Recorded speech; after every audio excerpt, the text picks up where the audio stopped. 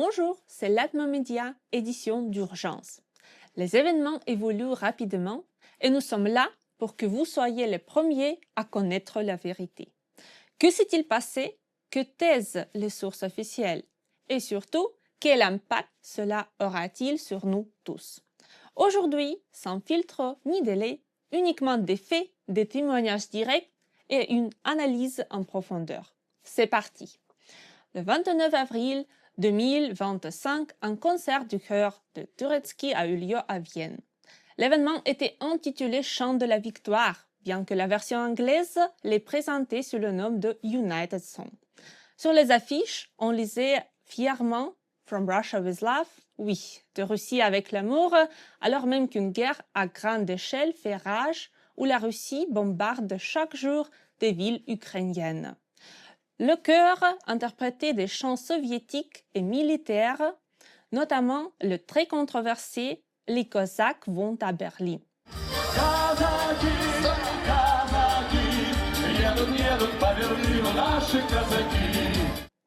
Le concert a eu lieu en plein air, sur la place Schwarzenbergplatz, en plein cœur de Vienne.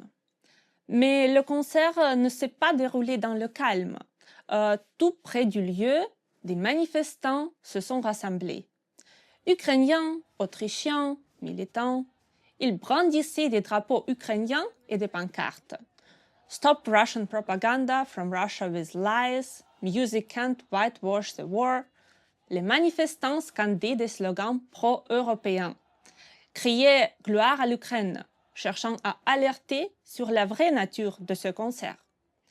Ils étaient indignés quand tel événement, porteur selon eux d'un message politique en soutien à la guerre, ait lieu au cœur même de l'Europe. Entre deux chansons, un slogan résonnait fort sur la place. La Russie est un État terroriste. Le chœur de Turecki n'a bien sûr ni brillé par son intelligence, ni par sa maîtrise de la langue, et a coupé les vidéos en conservant seulement le mot Bandera, qu'ils ont ensuite posté sur Instagram en insinuant que les manifestants étaient leur public de soutien. Des Autrichiens, une fois informés du contexte, ont exprimé leur colère. Beaucoup ont demandé l'annulation du concert. Dans ces commentaires, des habitants ont lisé qu'il aille chanter à Moscou, pas ici. Plusieurs se sont adressés à la police pour exiger une intervention, mais la police a assuré le maintien de l'ordre, mais n'a pas interrompu le concert. À ce moment-là, aucune déclaration officielle des autorités autrichiennes n'a pas été faite. Le chœur prévoit également des concerts dans d'autres villes européennes, Paris, Berlin, Budapest, tout donnant l'impression d'une tournée qui simule un large soutien, alors qu'en réalité, elle s'accompagne de protestations et d'un fort retentissement public. Fait important, l'intégralité du concert était en russe. Beaucoup d'Européens ne comprenaient donc pas le sens des chansons. Et c'est là une partie de la stratégie, s'adresser au public par la culture, tout en dissimulant un message politique. Cet épisode rappelle une vérité importante. La culture peut être utilisée comme un outil d'influence. Et plus encore, en temps de guerre, même la musique n'est pas neutre. Après le concert du 29 avril à Vienne, qui a déclenché une vague de protestations, la tournée de chœur de Turecki doit se poursuivre. Les prochains concerts sont annoncés dans les villes suivantes: Prague, République tchèque, Budapest en Hongrie, Munich, Berlin en Allemagne, Paris en France, Rome en Italie. Entendre la chanson d'ouverture « Les Cosaques marchent sur Berlin », nos Cosaques, dans ces lieux, sera particulièrement glaçant. Les organisateurs présentent ces concerts comme des événements culturels pour la paix, mais à la lumière des précédents, on craint qu'ils ne servent aussi de tribune à la propagande politique. Chers habitants de Prague, Budapest, Munich, Berlin, Paris et Rome, nous vous appelons à la vigilance et à faire preuve d'esprit critique vis-à-vis des événements culturels organisés dans vos villes. Si vous pensez qu'un événement peut véhiculer des messages de propagande ou être contraire aux valeurs européennes, ne restez pas silencieux. Votre voix compte. Exprimez votre position. Adressez-vous aux autorités locales et aux médias pour garantir que les activités culturelles respectent les principes démocratiques. L'Europe chérit la liberté d'expression et d'art, mais elle a aussi le devoir de résister à l'instrumentalisation de la culture à des fins politiques. Et c'est crucial. N'oubliez pas le 8 et 9 mai, des dates que la Russie a depuis longtemps transformées en outil de manipulation. Le 8 et 9 mai, c'est une vraie farce qui se prépare à travers l'Europe. Toute la journée, ceux qui tuent les Ukrainiens célébreront dans vos villes, criant leur slogan « À Berlin » ou « On peut recommencer », pour ensuite montrer aux Russes que l'Europe les soutient et ne s'y oppose pas. Derrière les chants et les fleurs se cache une idée plus sombre, l'idée de revanche. Et là où aujourd'hui résonne une musique pacifique, demain ce pourrait être le son des sirènes. Le chœur de Turetsky a déjà chanté à Vienne. Prochaine étape, Prague, Budapest, Munich, Berlin, Paris. Ce n'est pas une tournée artistique, c'est une démonstration d'impunité. Ils prétendent que toute l'Europe les écoute, silencieuse, passive, aveugle, et enregistre des vidéos affirmant que l'Europe les soutient. Mais le silence n'est pas une neutralité, c'est une invitation. Et quand la porte est ouverte, la guerre entre facilement.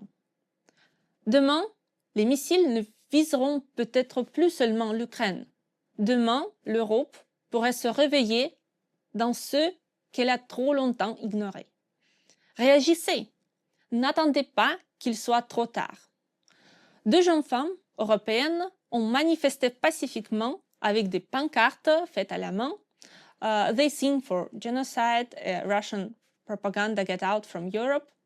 Debout près de la Seine, les gens les ont applaudis pour leur courage jusqu'à ce que 2 femmes les agressent, déchirent leurs pancartes et les poussent de l'estrade. La police n'est pas intervenue. La sécurité a escorté les manifestantes hors du site.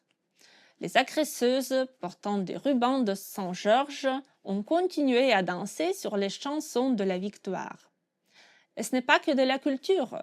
Moscou investit massivement pour inciter les Européens à demander des visas pour la Russie et y aller, afin de nourrir la propagande qui présente la Russie comme un pays respectable et accueillant. Sur les réseaux, des publicités agressives sont diffusées aux Européens.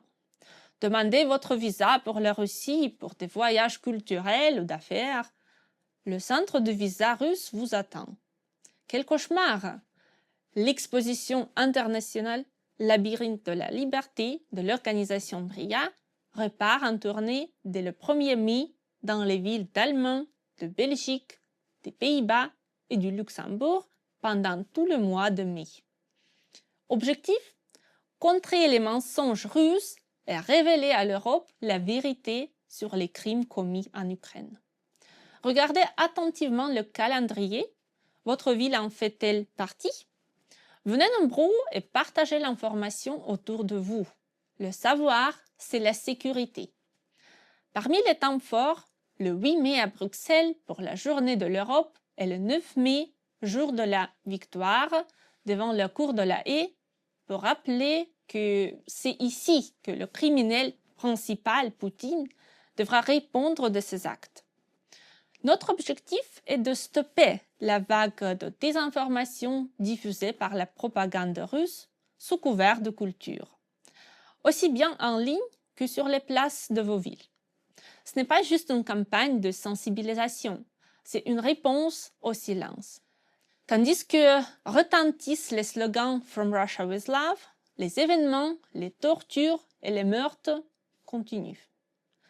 Des militants ukrainiens sont visés.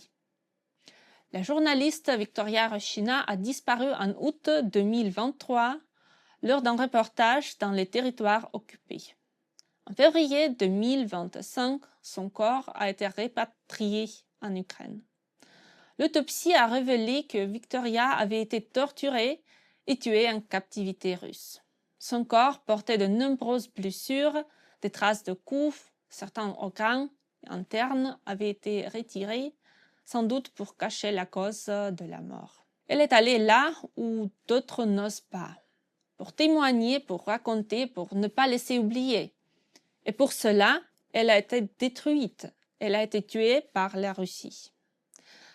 Et tant que les voix de l'agresseur résonnent en Europe, nous faisons entendre celles qu'on ne pourra plus entendre. Nous parlerons pour elle et pour tant d'autres qu'on a réduits au silence. Et à l'instant, une nouvelle bouleversante vient de tomber. Une tentative d'assassinat a été perpétrée contre Sergei Sternenko.